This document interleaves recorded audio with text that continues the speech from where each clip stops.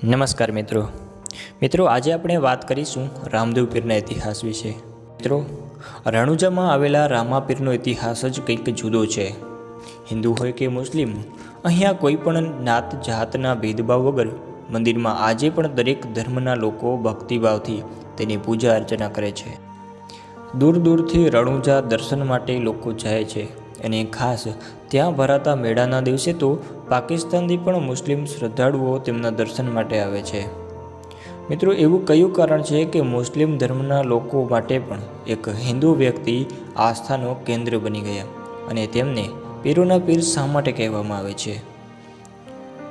મિત્રો, રામદેવજીનું ગામ રણુજા હતું અને તેમના પર્યાયોની ખ્યાતિ દૂર દૂર સુધી ફેલાયેલી હતી, પરંતુ આ વાત અમુક આજુબાજુના લોકોને પસંદ ન આવી।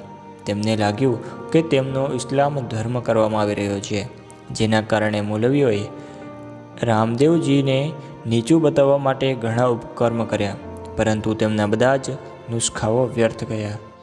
જ્યારે મૌલવીના બધા જ પ્રયત્નો અસફળ રહ્યા ત્યારે તેમને મક્કાના મૌલવીઓને પીરોને આ વાત કહી। તેમણે કહ્યું કે ભારતમાં એક એવા પીરનો જન્મ થયો જે આંધળાઓની આંખો સાજી કરે છે, અપંગને ચાલતા શીખવી દે છે અને મરેલાને પણ જીવતા કરે છે। મક્કાના મૌલવીઓને આ વાત ઉપર વિચાર કર્યો અને પોતાના પૂજ્યપાદ ચમત્કારિક ગુણોને બાબાની ખ્યાતિ અને પોતાના ચમત્કારોની ચકાસણી કરવા માટે મોકલવાનું નક્કી કર્યું કે 5 પીર પણ રામદેવ બાબાની શક્તિનું પરીક્ષણ કરવા માટે ઉત્સુક થઈ ગયા અને થોડા જ દિવસોમાં મક્કાથી રણુજા રસ્તા પર ચાલવા લાગ્યા। રસ્તાની અંદર જ 5 પીરની મુલાકાત બાબા રામદેવ સાથે થઈ। 5 પીરે રામદેવજીને પૂછ્યું કે ભાઈ, રણુજા અહીંથી કેટલું દૂર છે? ત્યારે રામદેવજી કહ્યું, સામે જે ગામ દેખાય છે તે જ રણુજા છે, પરંતુ શું આપને તો રણુજા આવવાનું કારણ હું જાણી શકું? 5 પીરમાંથી એક પીરે કહ્યું, અમારે રામદેવજીને મળવું છે અને અમારે એમની પીરાઈ જોવી છે। ત્યારે રામદેવજીએ કહ્યું, હે પીરજી, હું જ રામદેવજી છું અને તમારી સામે જ ઊભો છું। આજ્ઞા કરો, હું આપની શું સેવા કરી શકું? રામદેવજીની વાત સાંભળીને 5 પીર તેમના પર હસવા લાગ્યા અને કહ્યું, સાધારણ જેવા દેખાતા આ વ્યક્તિ પીર ના હોઈ શકે।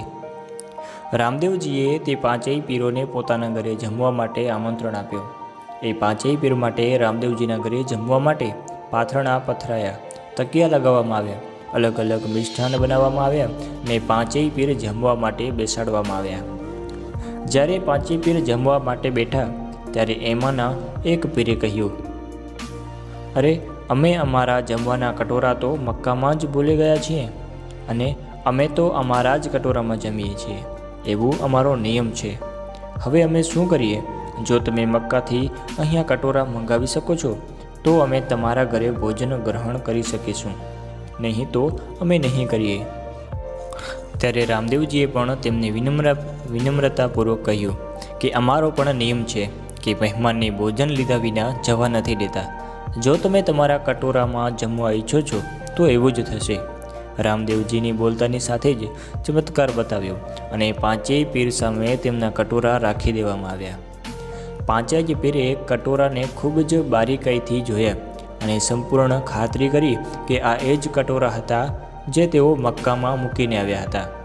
5 પીરે વિચાર કર્યો કે મક્કા તો કેટલું બધું દૂર છે, છતાં પણ રામદેવજીએ પોતાના ચમત્કારથી કટોરા પળવળમાં જ અહીં લઈ આવ્યા। ખરેખર તે એક દિવ્ય પુરુષ છે। અને ત્યારે 5 પીરોને રામદેવજીને કહ્યું કે તમે પીરોના પીર છો।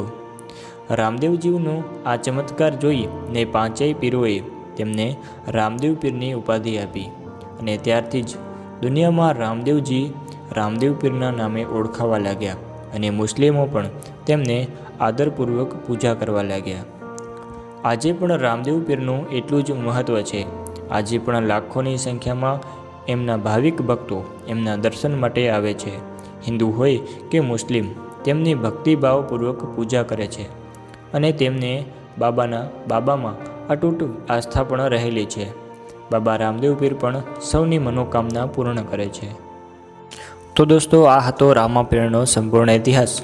તો દોસ્તો આ વિડીયો ગમ્યો હોય તો વિડીયોને લાઇક, કોમેન્ટ અને શેર કરી દેજો અને થઈ શકે તો આપણે ચેનલને સબસ્ક્રાઈબ પણ કરી લેજો, કારણ કે આવા ઇન્ફોર્મેટિવ વિડીયો આ ચેનલ પર આવતા રહેશે. ધન્યવાદ.